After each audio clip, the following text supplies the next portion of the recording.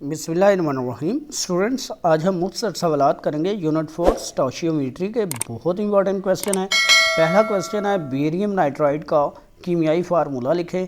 तो student, barium का symbol होता है Ba, नाइट्राइड यानी नाइट्रोजन N होता है। अब इनके चार्जेस अगर लिखें हम तो हम कहते हैं जी Ba+2 होता है, नाइट्रोजन का N इसका -3 होता है। जब इनको इकट्ठा करते हैं केटाइन पहले आता है एनाइन बाद में, और ये जो चार्ज नंबर होगा ये एक्सचेंज होगा तो Ba3N2 आएगा।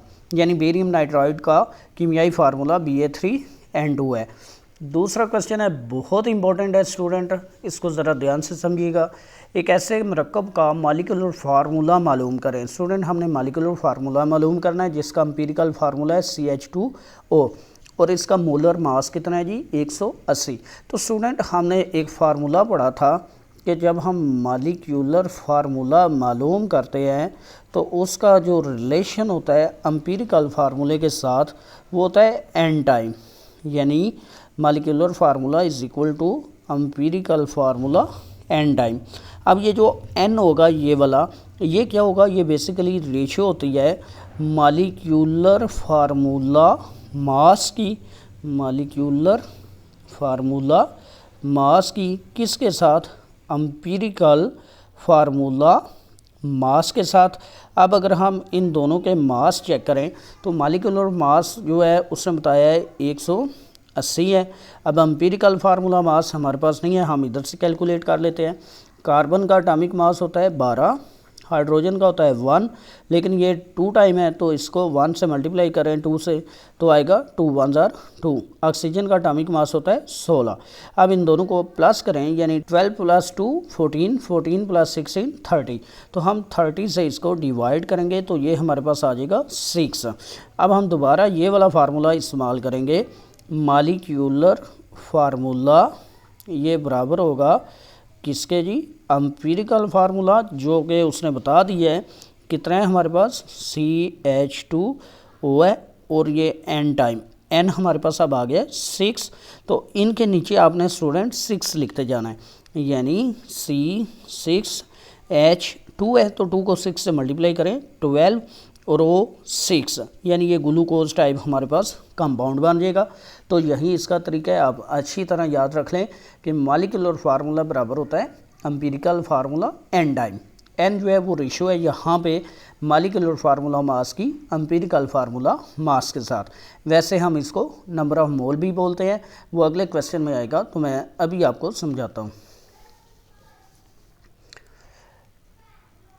क्वेश्चन 3 है, 1.5 ग्राम पानी में कितने मॉलिक्यूल्स होंगे। ये बहुत इंपॉर्टेंट है, अक्सर पेपर में ये आता है।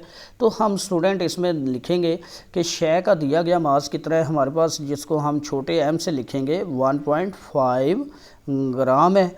और शय जो शय है वो कौन सी है, पानी है। तो पानी का जो मोलर मास होता है वो क्या होता है जी, आपने हाइड्रोजन का मास और ऑक्सीजन का मास जमा करना होता है। हाइड्रोजन के 2 एटम हैं तो 2 को 1 से मल्टीप्लाई करें अगर तो 2 1 जार 2, और ऑक्सीजन का एटॉमिक मास होता है 16, तो ये बन गया 18 ग्राम। अब कहता है जी कितने मॉलिक्यूल्स होंगे। तो मॉलिक्यूल्स का हमने फार्मूला पढ़ा था थ्योरी के अंदर कि मॉलिक्यूल्स की तादाद ये बराबर होती है हमारे पास मोल्स की तादाद, जिसे हम छोटे n से ज़ाहिर करेंगे, into Avogadro's number. Avogadro number का मतलब होता है कि किसी शय के एक मोल में एटम्स या मॉलिक्यूल्स या आयंस की तादाद। अब नंबर ऑफ मोल स्टूडेंट कैसे निकालेंगे, इसका फार्मूला सिंपल सा है कि आपने शय का दिया गया मास उसको डिवाइड करना होता है शय के मोलर मास से, शय का मोलर मास। अब शय का दिया गया मास कितना है हमारे पास 1.5 है, मोलर मास कितना है हमारे पास ये वाला 18। तो अब 1.5 को 18 से जब डिवाइड करेंगे तो हम लिखते हैं जी 1.5 डिवाइडेड बाई 18, तो ये हमारे पास आ रहा है 0.0833, यानी हम लिखते हैं 0.0833 मोल्स। अब स्टूडेंट हम इसका फार्मूला लगाएंगे, मॉलिक्यूल्स की तादाद ये बराबर होगा, अभी जो ऊपर लिखा किसके, नंबर ऑफ मोल्स, यानी 0.08 6.33 इंटू एवोगैड्रो नंबर स्टूडेंट ये होता है 6.022 इंटू 10⁻23।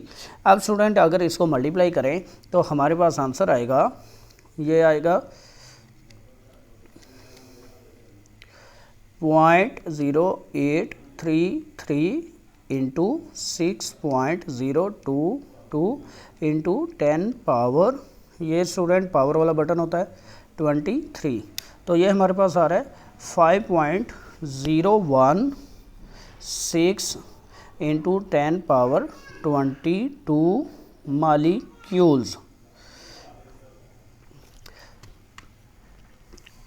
चौथा क्वेश्चन है स्टूडेंट हमारे पास, मोल और एवोगैड्रो नंबर में क्या फ़र्क है। मोल अभी आपको बताया कि जब किसी शय का एटॉमिक मास, मॉलिक्यूलर मास या फार्मूला मास को ग्राम में ज़ाहिर किया जाए तो उसको मोल कहते हैं, और इसे स्मॉल एन से ज़ाहिर करते हैं और इसका यूनिट होगा MOL यानी मोल। एवोगैड्रो नंबर से क्या मुराद है, पार्टिकल्स यानी एटम्स, मॉलिक्यूल्स या फार्मूला यूनिट्स की तादाद जो किसी शय के एक मोल में मौजूद होती है, यानी एटम या मॉलिक्यूल या फार्मूला यूनिट्स की तादाद है जो एक मोल के अंदर मौजूद है। इसे Na से ज़ाहिर करते हैं और इसकी कीमत होती है 6.022 इंटू 10⁻23। लास्ट क्वेश्चन है स्टूडेंट, दर्ज झैल रिएक्शन की केमिकल इक्वेशन लिखें। बहुत आसान क्वेश्चन है। कॉपर प्लस सल्फ्यूरिक एसिड है, इनका जब रिएक्शन करवाएं तो कॉपर सल्फेट, सल्फर डाइऑक्साइड और पानी बनता है। तो हमने इनकी एलिमेंटल फॉर्म लिखनी है, तो कॉपर को हम लिखते हैं Cu, सल्फ्यूरिक एसिड को हम लिखते हैं H2SO4। जब इसका रिएक्शन करवाएंगे तो ये यहाँ से ब्रेक होगा, कॉपर और सल्फेट आपस में मिक्स होंगे तो हमारे पास बनेगा कॉपर सल्फेट प्लस यहाँ से सल्फर डाइऑक्साइड गैस बनेगी SO2 और साथ बनेगा पानी यानी H2O। अब इसको बैलेंस करेंगे तो हम इसके साथ 2 लगाएंगे। अब 2 लगा तो 2H2 यानी 4 हाइड्रोजन है, तो यहाँ पे भी हम 2 लगाएंगे 4 हाइड्रोजन। अब सल्फेट के 2 टाइम है तो एक दफ़ा इधर और एक दफ़ा इधर, बाकी कॉपर है, बैलेंस होगी एक मसवत। स्टूडेंट ये लास्ट क्वेश्चन था, उम्मीद है आपको समझ आई होगी। अगर वीडियो पसंद आई है लाइक करें, शेयर करें और चैनल को सब्सक्राइब करें। मिलते हैं नेक्स्ट वीडियो में, तब तक अल्लाह हाफिज़।